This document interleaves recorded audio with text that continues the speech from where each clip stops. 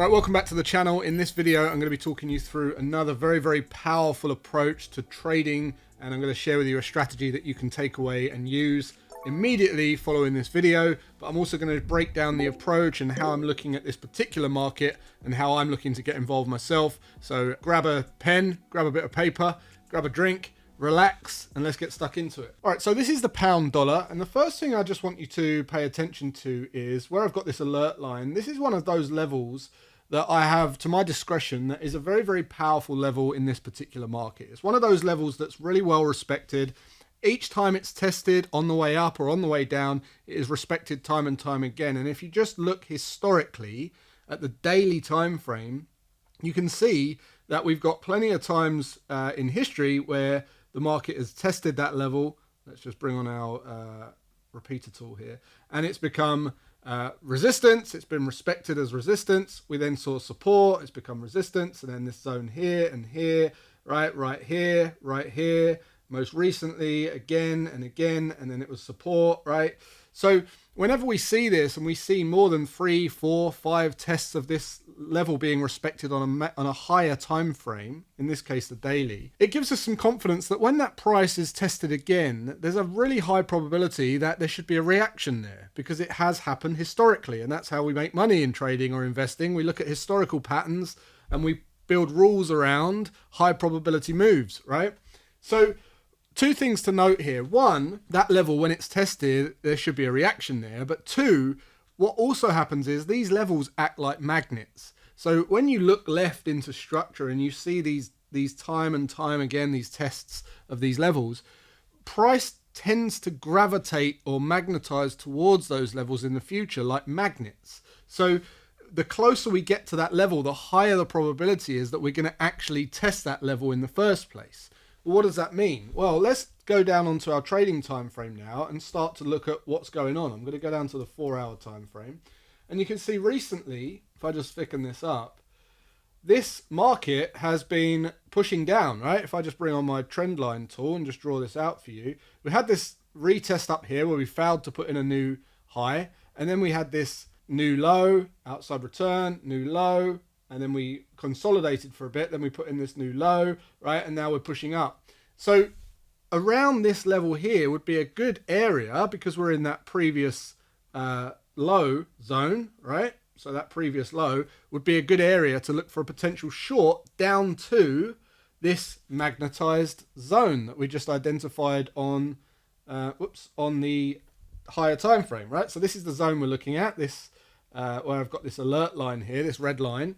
So if we're predicting that market's likely to push down there, we'll at this zone here, we'll look for a potential structure-based long, not a greedy long, just quickly in out, a high probability move, probably targets at this level of structure here for now. But in the meantime, I want to look to ride this down to that level, because we know it acts like magnets.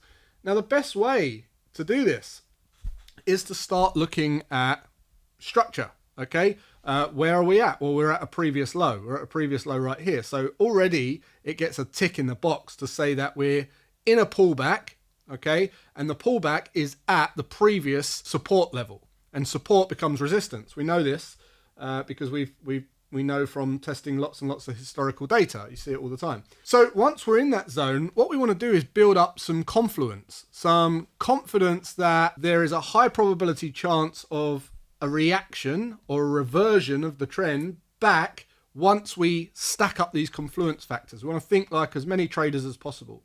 Now, one of the first things you can do is you can use, say, an equal measured move, right? So one of the first confluence factors is this, what we call a harmonic move or an ABCD pattern, right? Equal measured move, where we can see that, okay, price action, if we were to put an equal measured move up into that zone, then great, we've got the equal measure move completing right up in that zone there, and we can start to tighten this kill zone.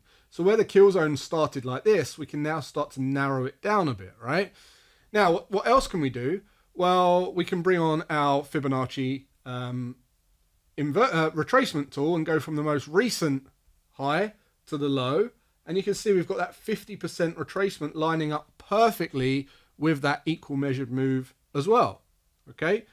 Now, something else I want to share with you is something called a Fibonacci inversion, which is a Fibonacci inversion. It's an actual strategy in itself. And what you do is this is called a complex pullback here. What you do is you take the low of this pullback to here and back down, and you'd be looking for that 1618 extension up here for an entry. Okay, so that 1618 for an entry, and then on the Fibonacci inversion strategy, all you do is you set a limit order there at the 1618. You set your targets at, if you're taking one target, you set that at the 618 retracement from the low up to the 1618. So in this case, the target would be right here. Okay, some people like to take targets at the low, or a full continuation would be taking targets down here at the low, but the 618 is the conventional one target. And then all you do for the stop loss is you make this a 2-to-1, so you half the risk is half of the reward. So you put that at 2-to-1, right? And then once you're at a 2-to-1, that's where your stop loss would go, and you just enter that thing in. So you can see if you was in the Fibonacci inversion trade now, you'd be about 50% of the way to your profit target in this case.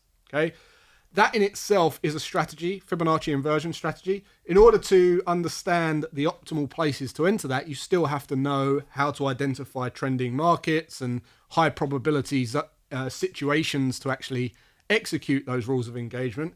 And we teach all that stuff over at Tier 1 Trading. We've got a whole module just on this strategy. Very, very powerful. Those of you familiar with Jason Stapleton, he used to love this strategy, and it's a phenomenal one. So that's another way to enter. But even if you don't trade that, you've still got that Fibonacci confluence, right? You've got the 1618, you've got the 50% retracement, you've got the equal measured move. We've got a really tight window for entry here. Now, unfortunately, I got to this trade to show you this after it was playing out. So I can't actually, this is a bit of a hindsight trade, but it still shows you the power in this stuff, because look what happened when we hit that. It just rolled over, we rolled over, and this is where I want to show you one more setup.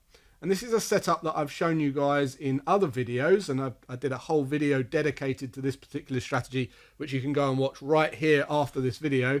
You get the download, you get the printout, all of the rules of engagement, everything. You can just have that for free.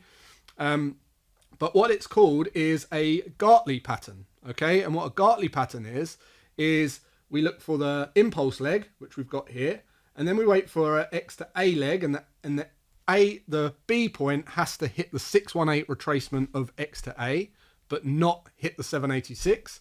And then once that's complete, we look for the C leg, which has to hit the 618 retracement of A to B, okay, but not violate A. And then finally, we're looking for that 127 extension for the Gartley, which would be up here somewhere. If you just double check the extension.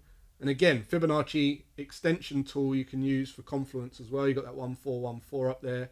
But the 127 extension would be about here, right?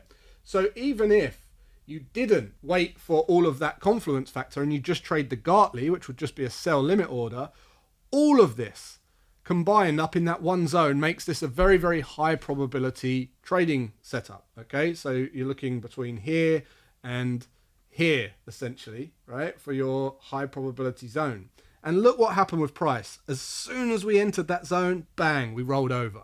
And with the Gartley pattern, of course, your profit target would go at the 382, which you would have had to adjusted with price. And you can see you already got taken out for profits on there. So you're already out of this trade. You've already, you've on the way to the bank, you're laughing, right? So you've got the money from that trade already.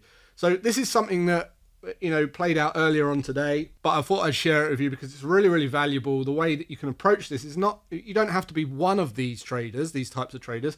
You can use something called CTS scoring. So CTS scoring means that, look, if you've got minor structure at the completion point, right? So you could give yourself 1 point. And if you've got a pattern completion, right, you could give yourself 3 points. If you've got a fib confluence, you might give yourself another point for that. If you've got another strategy set up like a fib inversion, equals 1 point. You might have RSI overbought. You might drop down to a lower time frame and find that you've got a double top at completion. And you can basically build up a scoring system for high quality setups. And guess what? If you've got 10 points or 8 points or whatever it is you need to enter, then you could, if it's an 8-point trade, you enter a certain way. If it's a 10-point trade, you could be more aggressive, or maybe you extend your target, or maybe you're tighter with your stops. If you've got a 12-point system, you might just enter limit orders, and you just have a real tight stop, and maybe you have like a higher position size. Okay, so think about dynamically adjusting all of this stuff depending on the quality of the setup. So there's like 3 or 4 different setups here in one zone, and we've narrowed that down into that one zone, which means we could easily have put in like a real aggressive entry here, limit order entry, increased position size, tight stop loss, because we've got certainty. The more higher quality scoring that we've got, the more certainty we have in the move. Therefore, the more aggressive we can be on the entry and the target taking and the stop breathing room and all that kind of stuff. I hope that makes sense. I know it's a lot to take in for one video, but this is kind of a little bit more advanced. I know there's going to be comments saying it's way too confusing and all that kind of stuff, but I appreciate I've been over a lot and I've covered a lot of ground in a very short period of time. If you do want to learn more stuff like this, I'll put a link in the description for an upcoming workshop where we'll cover more of this stuff. Or if not, if you're a bit more impatient, go and check out Tier 1 Trading, and you can come and watch us do this every day. So until next time, have a great rest of your day, and I'll see you in the next one.